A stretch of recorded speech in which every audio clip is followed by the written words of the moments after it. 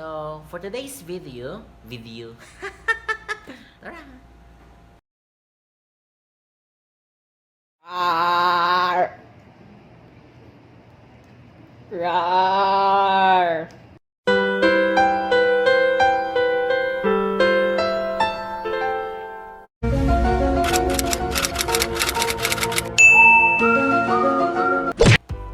Char. So, hello everyone, hello my students. Hello once again students and welcome back to my channel. And for today's lesson, I will teach you how to how to find the standard equation of a parabola which satisfies the given condition. So we have here some examples, some situations. We have given yung vertex, given yung focus, given yung vertex, given yung directrix, given yung focus at saka directrix, or given yung axis of symmetry, the directrix, or an equation of a line, at saka given yung point. So, yan lang yung mga some situations na given in which we are going to find the standard equation of the parabola. So, what are you waiting for? Let's start and solve for our first example. Okay, so let's have our first example with the given condition, vertex 1, -9, and our focus is -3, -9. So you are going to find the standard equation of the parabola.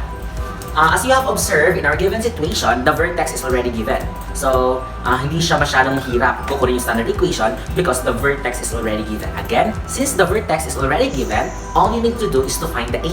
The A is that yung before A is your latus rectum, you need to find your latus rectum first by using or by finding A. Again, since the vertex is already given, all you need to do is to find A. But how? Now, take note of this one. As you can see, our vertex 1, -9. So as you can see, we have here our vertex. This is H and K. Okay, and your focus, this is X and Y. And as you have observed, the value of your K and the value of your Y is -9, right? So they are the same. So if ever the value of your K and Y is the same, the graph is again. If ever the value of your K and Y is the same, that means the graph is horizontal. Okay, the graph of our parabola is horizontal. And of course, the standard equation of a parabola in which the graph is horizontal, we have y minus k squared is equal to 4ax minus h. Right? This is horizontal graph with a given standard equation. So the h and k is already given. So all we need to do is to find our a. Now, our given is focus. So you need to use the formula of focus, the horizontal formula of focus. Now we have here the horizontal formula of focus. We have x is equal to h minus h plus a. Again, we are going to use the horizontal formula of focus. So bakit horizontal formula of focus? Because the given is focus and the graph is horizontal. So we are going to use the horizontal formula for focus. So by substituting the value of x, now, the value of your x mag-base sa focus. Your focus is -3. And your h, mag-base kayo sa vertex. Your h is 1. So plus 8. Combine like terms, -3, the positive 1, transposed to the other side, it will turn -1. That makes -3 minus 1 is -4. So in that case, the value of our A is -4. So we already have the value of our A, which is -4, and our vertex is already given. So all we need to do is to substitute. Right here, this is our standard equation. So substitute y minus the value of your K is -9. So minus -9 squared is equal to 4 times the value of your A is -4. -4 times x minus the value of your h is 1. So we have here y minus, negative times negative is positive. So 9 squared is equal to 4 times -4 is -16 times x minus 1. So this is now the standard equation of the parabola, given that our vertex is 1, -9, and our focus is -3 and -9. Okay, so let's have our second example. So same situation with example number 1. We have here the vertex is -4 and 2, and our given is focus, -4 and -1. So you are going to find the standard equation of the parabola given that our vertex is ito and our focus is ito. Okay? So, as you have observed, remember this is our h and k for our vertex. Remember that your h at saka the x, ito x and y, the coordinates, the x coordinate of both vertex and focus, again, the x coordinate of both vertex and focus is the same. Okay? The same yung x coordinate natin ng vertex at saka focus, which is -4, -4. So pag the same ang x coordinate ng both vertex and focus, that means our graph is vertical. Again, if ever the same ang x coordinate ng vertex at saka focus, the graph is vertical.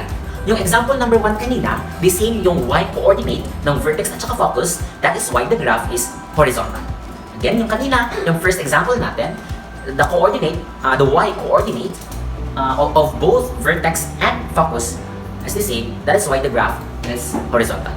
So in this problem, as you have observed, our x coordinate of both vertex and focus is the same. Right? So kapag ganyan, the graph is vertical. So we have here the standard equation of the parabola if the graph is vertical. So we have x minus h squared is equal to 4a y minus e. Okay? So this is the standard equation of the parabola if the graph is vertical. So we already have our vertex. Meron tayong vertex. So all we need to do is to find a. Again, meron na tayong vertex. So ang hahanapin na lang natin is yung a to complete the standard equation. So the given is focus, the vertex. So we are going to use the formula for focus in vertical. Again, we are going to find the vertical formula of focus o yung formula ng focus na ang graph is vertical. So we have here the formula of focus. Y is equal to k plus a. Diba? Ang formula ng focus pag ang graph is vertical, we have y is equal to k plus a. So substitute your y, the value of your y based tayo dito sa focus, the y is -1. And our k, mag-base tayo sa vertex, our k is 2. To find a, combine like terms, -1. So the positive 2 transposed to the other side, -2 is equal to a. So -1 minus 2 is -3 is equal to a. So meron tayong value ng ating a, which is -3. And we already have our vertex na -4 and 2. So after this one, you need to substitute. So we have our h rather is -4. So x minus -4 squared is equal to 4 times our a is -3. So -3 times y minus our k is +2. So we have here, so x, negative times negative is positive. So x plus 4 squared is equal to 4 times -3 is -12. Then y minus 2. And this is now the standard equation of the parabola given that your vertex is -4 and 2 and your focus is -4 and -1.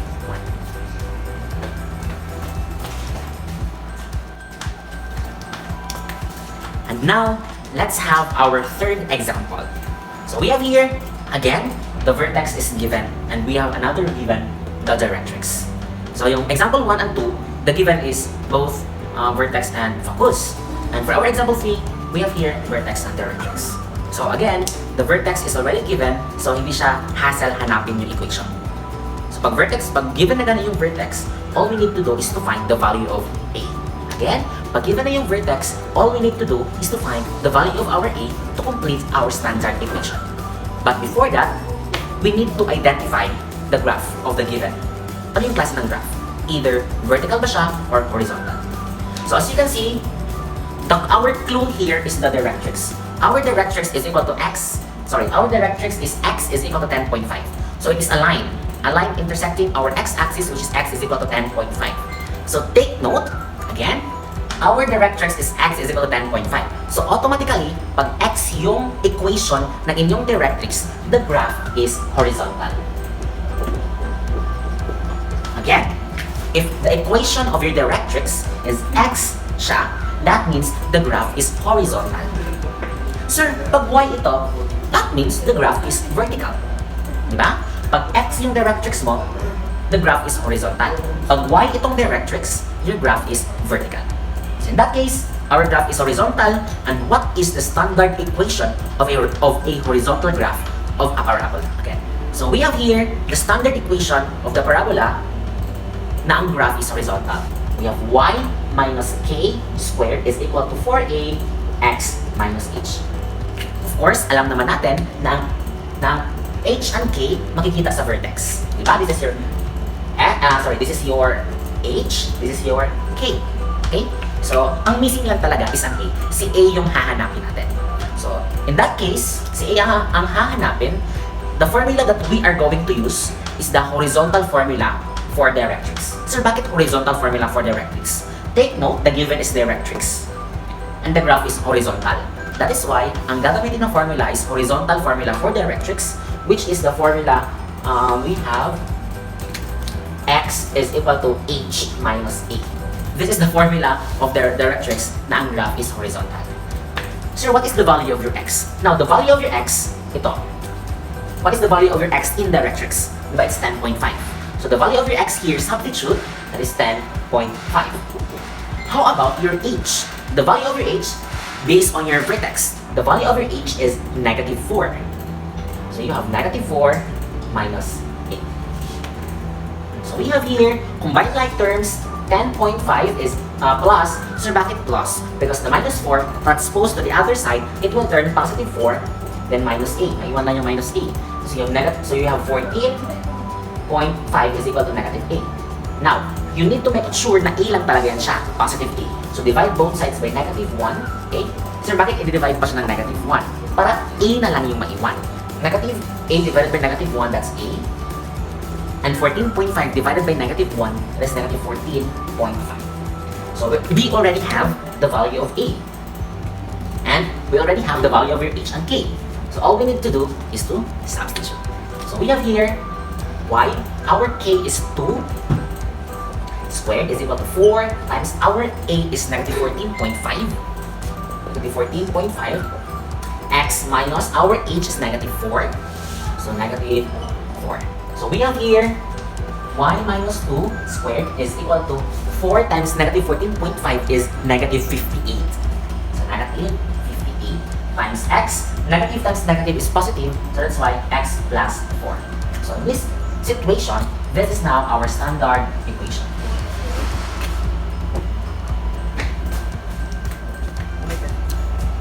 And let's proceed to our fourth example. So we have here the same situation with example number 3, but different lang yung directrix niya. Yung directrix kanina is x yung equation. This time, the directrix is y. So we have here our fourth example. The vertex is 10, negative 10, and negative 5. We have our directrix is y is equal to negative 1. So as you can see, our directrix is y is equal to negative 1. So expect that the graph is vertical. Again, our directrix with equation y is equal to negative 1, expect that the graph of our equation is vertical. Yung example number 3, kanina, the equation of directrix is x. Diba yun? X yun. So that means the graph kanina is horizontal. But this time, the equation of our directrix is y is equal to negative 1. That means the graph is vertical. And of course, we all know that the equation, the standard equation rather, of the parabola, if the graph is vertical, we have x minus h squared is equal to 4a y minus a. Okay, so this is the standard equation of the parabola with the graph na vertical siya. And of course, the vertex is already given, so hindi siya hassle to find the standard equation. So, ang hahanapin na lang natin is the a. Okay, si a na lang yung hahanapin natin. And we are going to use the vertical formula of directrix. Again, we are going to use the vertical formula of directrix. Bakit vertical formula? Because the graph is vertical, and the given is directrix. So, we are going to use the vertical formula for directrix. We have here the vertical formula. Y is equal to k minus a. Okay? So this is the vertical formula of our directrix. So after this one, you are going to substitute the value of your y and k. Now, saan ba mag-base ang y? Saan tayo mag-base ng value sa y? So dito tayo mag-base ng value sa ating y, which is negative 1. So that means the value of our y based sa ating directrix is negative 1. And for our k, saan tayo mag-base sa value ng ating k? Remember, our vertex is h and k. So our k, the value is negative 5. Then minus a. Okay? So our y is negative 1 base dito. And for our k, which is negative 5 base dito. So combine like terms, we have negative 1, the minus 5 transposed to the other side, it will turn plus 5 is equal to minus a. So negative 1 plus 5 is 4 and minus a. And of course, you need to make it sure that the a is positive. So divide both sides by negative 1. That makes our a is equal to 4 divided by 1. Negative 1 is negative 4. So meron tayong value ng a, which is negative 4, and the value of our vertex, negative 10 and 5. So after this one, substitute. So x minus our h is negative 10. Squared is equal to 4. Our a is negative 4. And for our k is negative 5. So y minus negative 5. So we have x. Negative times negative is positive. Plus 10 squared is equal to 4 times negative 4 is negative 16. And y, negative times negative is positive. Plus 5. And this is now the standard equation of the parabola. With a given condition, the vertex negative 10, negative 5, and our directrix y is equal to negative 5.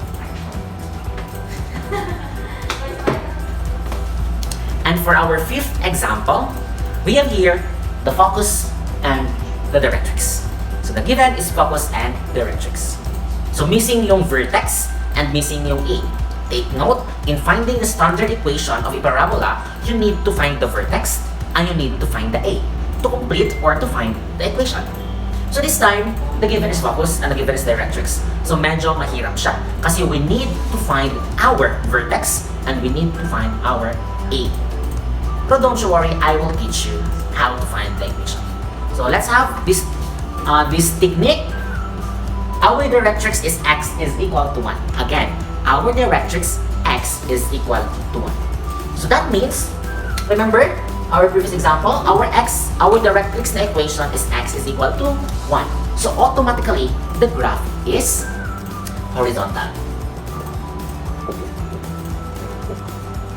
Again, our directrix is x is equal to 1. So that means that our graph is horizontal.